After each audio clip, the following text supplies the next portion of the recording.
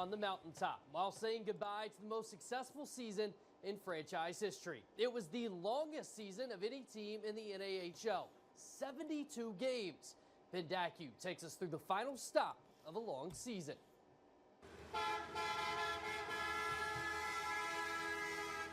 The champions have returned home.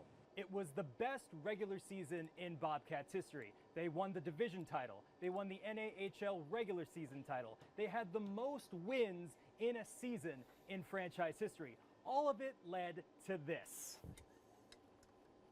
The Robertson Cup is back in Bismarck. To be able to do it here in the Bismarck-Mandan community and for the Bobcat organization, it was a really special night last night. I'm honestly speechless about it still. It really hasn't processed yet, but it's unbelievable. It's something I've never experienced before, and I'm gonna remember it for the rest of my life. So it's a super cool experience.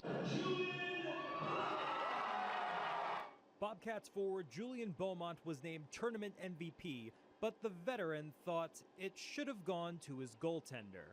I felt Thomas deserved it more. Said, hey man, I think this belongs to you. You've been our backbone since day one.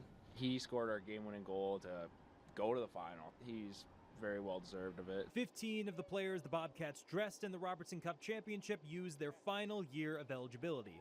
Bismarck will defend the title with a completely different look. For your news leader, I'm Ben Dacu. This weekend, hundreds of athletes will converge on the Bismarck Bowl for the state track meet. One of the biggest events every year in the state. For Bismarck's Dash Olson, it's 4 final races to round out his senior year. But before the gun ever goes off Thursday, he'll have already reached a milestone that means more than any gold medal. When Dash Olson laces up his running shoes for the state track meet, he'll be one of the top-ranked sprinters in the state. I know that little me would be proud of where I've made it. But no matter the results, Dash knows the most important finish line is already far behind him. It gives me a different viewpoint on a lot of things, like especially with track. I mean, that's where a lot of my motivation comes from, because there was a point in my life where what I'm doing now seemed pretty much impossible. Today marks the 8-year anniversary of Dash's best day ever. There was tears, there was cheer, the whole place erupted. It's the day he rang the bell and took his final chemotherapy treatment. Finish treatment for leukemia and beat it. You worried about, the worst thing happening, and then he beats it. Dash was just 7 years old when normal aches and pains led to a doctor's visit, but no one could have imagined what came next. At that point, I didn't even know what cancer was. I couldn't comprehend what was really going on. A battle with leukemia lasting 3.5 years, spanning most of the time he was in elementary school. At a certain point, they put it on the calendar. This is your last day. Through it all, he continued to play sports, never allowing cancer to stand in his way. I mean, at one point during his treatment early on, he actually couldn't walk.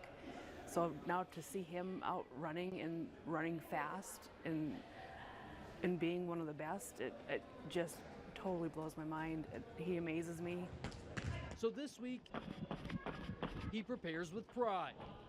I think that it's more than just winning gold in every event. I think it's also about inspiring other people. Looking to pass the baton of hope to others running the same race that he has already won. I want them to know that there is an end.